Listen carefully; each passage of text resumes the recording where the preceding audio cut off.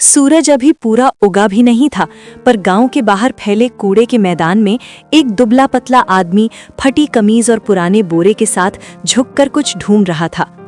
नाम था सलीम, वही जिसे गांव वाले निकम्मा कहकर पुकारते थे। बच्चे हंसते, देखो कबाड़ी वाला आ गया। वो कुछ नहीं कहता, बस चुपचाप वहां से चला जाता। घर में ना चूल्हा था, ना कोई बात करने वाला। पत्नी सालों पहले बच्चों को लेकर मायके चली गई थी। उसके बाद से झोपड़ी में वो सिर्फ अकेला रहता। उस दिन भी सलीम ने कूड़े के ढेर में एक नया कोना चुना। छड़ी से मिट्टी उलटते हुए अचानक उसकी नजर एक अजीब चीज पर पड़ी। एक बोरा, बिल्कुल साफ, लगभग नया, न कीचड़ न दाग। ऊपर मोटी रस्सी की गांठें कसकर बंधी थी। किसने फेंका होगा ये, उसने बुदबुदाया। लेकिन जब उसने उसे खींचने की कोशिश की, बोरे का वजन अजीब लगा, जैसे भीतर कुछ ठोस हो। उसने सोचा शायद अंदर कपड़े होंगे। चारों ओर नजर दौड़ाकर उसने सुनिश्चित किया कि कोई देख तो नहीं रहा। फिर बोरे को धीरे धीरे किनारे खिसकाया, जहां धुएं की धुंध उसे छिपा सके। उसने रस्सी खोली, बोरा खुला और उसकी सांस अटक गई। अंदर प्लास्टिक में लिपटी गड्डियां थीं। उसने कांपते हाथों से एक खोली। 500 के नए नए नोटों के बंडल। उसकी आंखें चौंधिया गईं। वो घुटनों के बल बैठ गया। हाथों से नोटों को छू कर देखा। क्या ये सच है? उसने खुद से पूछा। उसके हाथ कांपने लगे। उसने चारों ओर देखा, कहीं कोई देख तो नहीं रहा। कुछ पल बाद उसने गहरी सांस ली और फैसला कर लिया। बोरे को फिर से बांधा, पीठ पर लाद लिया और झोंपड़ी की ओर चल पड़ा। रास्ते में हर आवाज उसे शक जैसी लगी। कुत्ते का भौंकना, किसी का बात करना। घर पहुंचते ही उसने झोंपड़ी का दरवाजा अंदर से बंद किया। बोरे को कोने में रखकर चटाई से ढंक दिया। सलीम का दिल ऐसे धड़क रहा था जैसे सीने से निकलकर बाहर आ जाएगा। बार बार वो झोंपड़ी के दरवाजे से झांकता, कहीं कोई पीछे तो नहीं आ गया। जब उसे यकीन हुआ कि आसपास कोई नहीं है, तो वो धीरे से बोरे के पास बैठ गया। हाथ कांप रहे थे, लेकिन हिम्मत जुटाकर रस्सी खोली। जैसे ही बोरा खुला, अंदर की चमक ने उसकी आंखें चौंधिया दी। नोटों की गड्डियां, एक से एक ताजा नई। सलीम ने एक गड्डी निकाली और गिनना शुरू किया। गिनते गिनते उसके होंठ सूख गए। सिर्फ एक गड्डी में 2 लाख रुपए। उसने अंदाजा लगाया, कम से कम 40-50 करोड़ तो होंगे। ये सोचते ही उसका दिमाग सुन पड़ गया। इतना पैसा कोई आम आदमी नहीं छोड़ सकता, वो बुदबुदाया।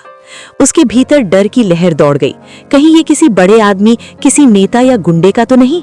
अगर उन्होंने ढूंढना शुरू किया तो क्या होगा? इस ख्याल से उसका शरीर पसीने से तर हो गया। सलीम ने गड्डियां वापस रख दी, बोरा बांधा और मिट्टी पर बैठ गया। सिर पकड़कर सोचने लगा। दिल में एक तरफ खुशी थी कि सालों की गरीबी अब खत्म हो जाएगी, इलाज करा सकेगा, नया घर बना सकेगा, इज्जत की जिंदगी जी सकेगा। पर दूसरी तरफ डर उसे भीतर से कुतर रहा था। अगर किसी को पता चल गया तो? लोग उसे चोर कहेंगे, पुलिस पकड़ लेगी, या असली मालिक आ जाएगा। रात भर वो जागता रहा। उसने खुद को तसल्ली दी, अगर कल सिर्फ एक गड्डी निकालकर इलाज करवा लूं तो किसी को क्या पता चलेगा। डॉक्टर ने पहली बार उसे इज्जत से बैठाया, दवाइयां दी और कहा इलाज मुमकिन है।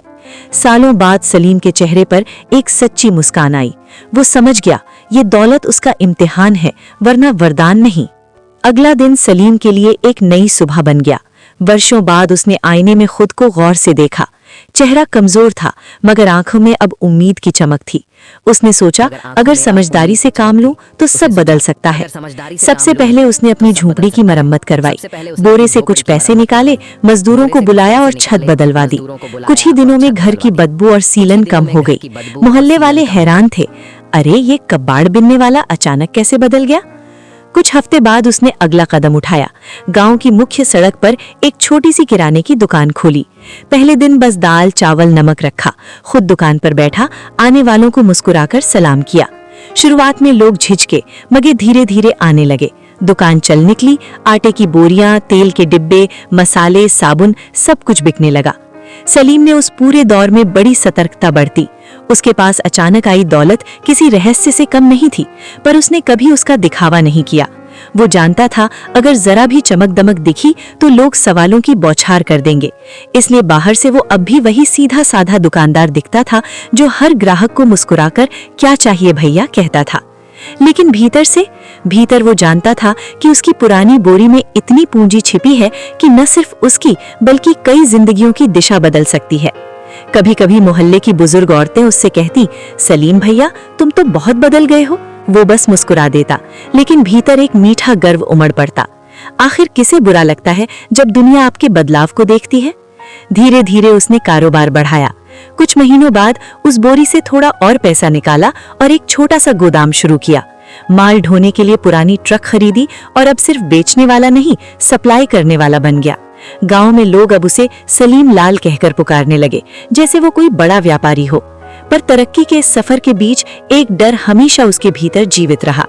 रात को जब वो उस बोरी के पास बैठता तो सोचता, अगर किसी दिन ये राज खुल गया तो, अगर असली मालिक सामने आ गया तो। और अगले ही पल खुद को दिलासा देता, नहीं, ये मेरी किस्मत का इनाम है, मैंने सालों की बेबसी सही है, ये मेरी मेहनत का फल है, किसी का हक नहीं छीना। समय के साथ सलीम खुद भी बदल गया था। जो आदमी कभी भीड़ में सिर झुकाकर चलता था, अब सीधा चलता था, आत्मविश्वास से भरा हुआ। उसकी आवाज में अब झिझक नहीं, ठहराव था। दिन में वो दुकान संभालता, शाम को गोदाम देखता और रात में बोरी के पास बैठकर अगले दिन की योजना बनाता। वो अब अपने पुराने सलीम से कहीं आगे निकल चुका था। मगर ये भी सच था, तरक्की के बीच भी एक खालीपन उसके भीतर अब भी गूंजता था। एक शाम जब वो थका हारा दुकान बंद करके लौटा तो दरवाजे पर दो चेहरे खड़े थे, परिचित पर दूर चले गए चेहरे। उसकी पत्नी अनीता और दोनों बच्चे। बच्चे अब बड़े हो चुके थे, मगर उनके चेहरे पर हिचक और शर्म की छाया थी। अनीता की आंखें भीगी हुई थीं। सलीम, उसने धीमे से कहा, हमसे गलती हुई थी, हालात ने मजबूर कर दिया था, तुम्हें छोड़कर जाना ठीक नहीं था। सलीम के कदम जैसे जमीन में धंस गए। एक पल को समय ठहर गया। उसे वे दिन याद आए जब बीमारी ने उसे तोड़ दिया था। घर में खाने को कुछ नहीं था और अनीता ने कहा था, मैं ये सब नहीं झेल सकती, और बच्चों को लेकर चली गई थी। वो वही रात थी जब सलीम का सब कुछ बिखर गया था। अब वही अनीता उसके दरवाजे पर थी। बच्चे आगे बढ़े और बोले, बाबा, हमें माफ कर दीजिए, अब हम आपके साथ रहना चाहते हैं। सलीम का दिल कांप उठा।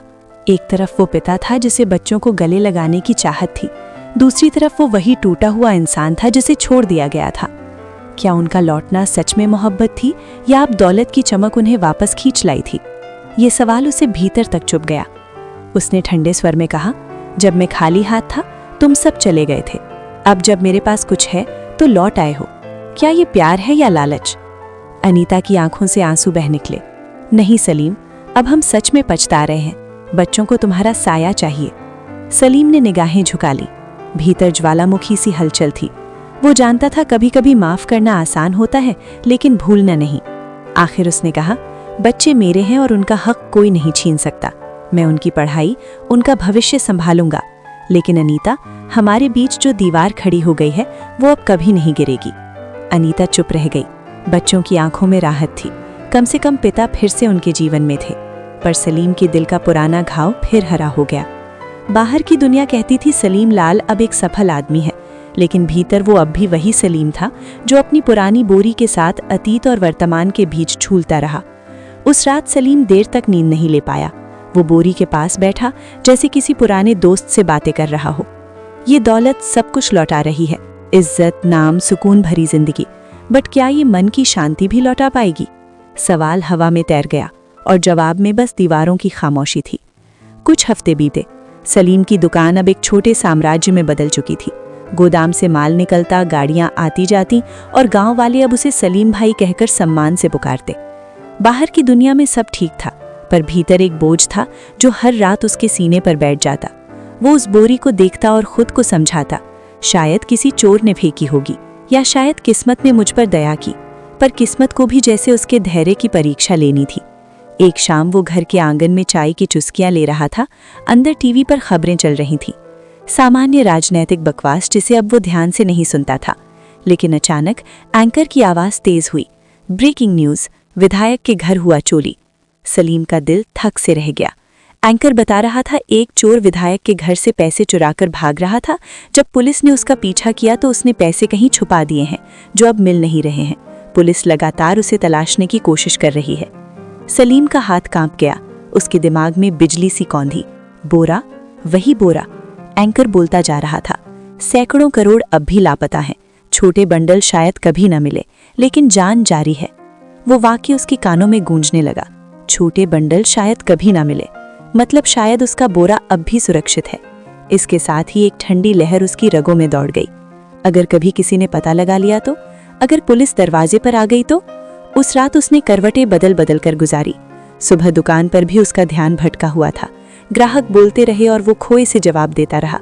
मन में बस गणित चल रहा था, अगर सब छिपा रहा तो बच जाऊंगा, पर अगर राज खुल गया तो सब खत्म। शाम को लौटकर उसने बोरा फिर खोला। नोट अब भी वैसे ही चमक रहे थे, पर अब वो चमक उसे डरावनी लगी। उसे लगा जैसे उन नोटों की आंखें हैं जो उसे घूर रही हैं। सलीम ने गड्डियां वापस रखीं और खुद से कहा, ये दौलत मुझे बचा भी सकती है और मिटा भी सकती है। उस दिन से उसने एक संकल्प लिया, अब कोई जल्दबाजी नहीं, थोड़ा थोड़ा पैसा निकालेगा, धीरे धीरे खर्च करेगा ताकि किसी को शक ना हो। पर दिल के अंदर अब एक नया जख्म बन चुका था। हर बार जब वो नोट गिनता, उसके हाथ जैसे कांपते, फिर भी जिंदगी चलती रही।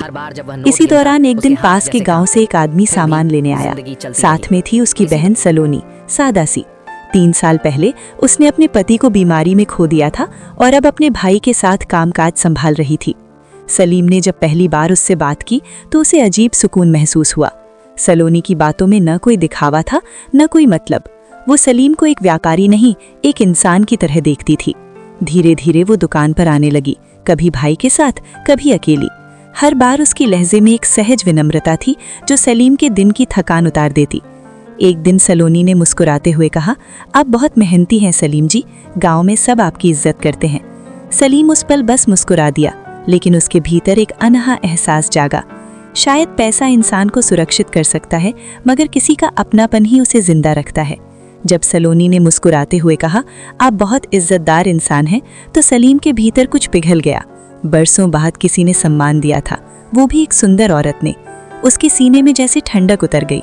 धीरे धीरे दोनों के बीच एक नरम रिश्ता पनपने लगा। सलोनी सिर्फ सुनती नहीं थी, वो समझती थी। जब उसे सलीम के अतीत का पता चला तो उसने अफसोस नहीं जताया, बल्कि उसकी आंखों में देखकर कहा, जो बीत गया वो वक्त की परीक्षा थी, अब जरूरी है कि तुम आगे बढ़ो। इन शब्दों ने सलीम के भीतर जैसे कोई नया दीपक जला दिया। कुछ महीनों बाद उसने एक फैसला लिया, वो सलोनी से शादी करेगा। गांव में ये खबर सुनते ही तरह तरह की बातें होने लगी। किसी ने ताना मारा, कबाड़ बिनने वाला अब नई बीवी लाएगा, तो किसी ने हंसते हुए कहा, चलो अब इस बेचारे की जिंदगी में रोशनी तो आई। सलीम ने किसी बात का जवाब नहीं दिया। वो जानता था ये शादी सिर्फ साथ पाने के लिए नहीं, बल्कि खुद को नया जीवन देने के लिए है। शादी बहुत सादगी से हुई, ना बैंड बाजा, ना दावतों की भीड़, बस 2 साक्षी, कुछ फूल और 2 दिलों की नई शुरुआत। सलोनी के आने के बाद सलीम का घर जैसे सांस लेने लगा। जब सलीम दुकान से थका हारा लौटता तो सलोनी मुस्कुराकर दरवाजा खोलती। वो मुस्कान ना महंगी की ना बनावटी। इन छोटी छोटी बातों ने सलीम को वो सुकून दिया जो किसी दौलत से नहीं खरीदा जा सकता। फिर भी जब रात गहराती और सलोनी सो जाती, सलीम का मन फिर उसी बोरी के पास जा बैठता। वो बोरी उसे चैन नहीं लेने देती थी। हर बार नोटों की चमक उसे ये याद दिलाती, ये दौलत पवित्र नहीं है। वो सोचता, अगर ये पैसा किसी जुर्म से जुड़ा है तो इससे मुझे शांति कैसे मिल सकती है। यही विचार धीरे धीरे उसे एक बड़े फैसले तक ले गए। सलीम ने ठान लिया, अब ये पैसा सिर्फ उसका नहीं रहेगा, ये दूसरों के लिए काम आएगा। उसे अच्छी तरह याद था कि गरीबी कैसे इंसान की इज्जत तक छीन लेती है। वो ताने, वो उपेक्षा, वो दिन जब क्लिनिक का मुलाजिम उसे हिकारत से देखता था, वो सब उसकी यादों में अब भी जिंदा थे। और फिर एक सुबह उसने पहला कदम बढ़ाया। गांव की पुरानी मस्जिद बारिश में टपकती थी। नमाजियों को अक्सर छाते लेकर अंदर जाना पड़ता था। सलीम ने चुपचाप चंदा देना शुरू किया। जब रकम काफी हो गई तो उसने अपना नाम सामने रखा। गांव में खलबली मच गई। वही सलीम जो कचरा बिनता था, इतना पैसा कहां से आया? कुछ ने ताना मारा, कुछ ने शक जताया, शायद जुए में जीता होगा। लेकिन जैसे जैसे मस्जिद की दीवारें उठती गईं, सलीम की नीयत साफ होती गई। लोगों ने देखा वो दिखावे के लिए नहीं, सच्चे मन से मदद कर रहा है। धीरे धीरे आलोचनाएं थम गईं और गांव के लोग अब उसे सलीम मियां कहकर सम्मान देने लगे। वो आदमी जिसे कभी समाज ने ठुकरा दिया था, अब समाज का सहारा बन गया था। सलीम ने अपने जीवन में एक और बड़ा कदम उठाया। इस बार उसने पैसे से नहीं, दिल से निवेश करने का फैसला किया। उसने घोषणा की, मैं गांव में एक स्कूल खोलूंगा जहां हर गरीब बच्चा बिना फीस के पढ़ सकेगा। लोगों ने पहले तो सोचा ये बस एक भावनात्मक बयान है, लेकिन जब नीम की पहली ईंट रखी गई तो सब समझ गए। सलीम अब सिर्फ व्यापारी नहीं रहा, वो गांव का रहनुमा बन चुका था। सलोनी ने भी उसका साथ दिया, कंधे से कंधा मिलाकर। कुछ युवा शिक्षक मामूली वेतन पर पढ़ाने को तैयार हो गए। कोई कहता ये तो चमत्कार है, कोई दुआ देता खुदा ऐसे लोगों को सलामत रखे।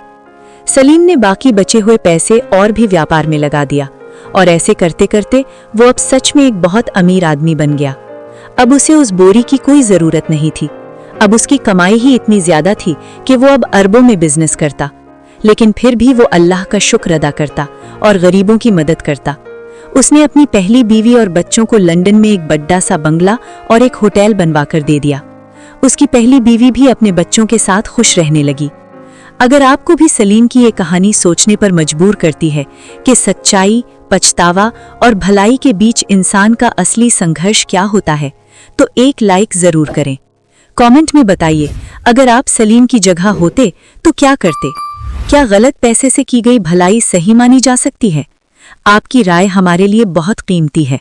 और हाँ, ऐसी ही दिल छू लेने वाली कहानियां देखने के लिए चैनल को सब्सक्राइब करें और नोटिफिकेशन ऑन कर लें, ताकि अगली कहानी सीधे आपके मोबाइल स्क्रीन पर पहुंचे।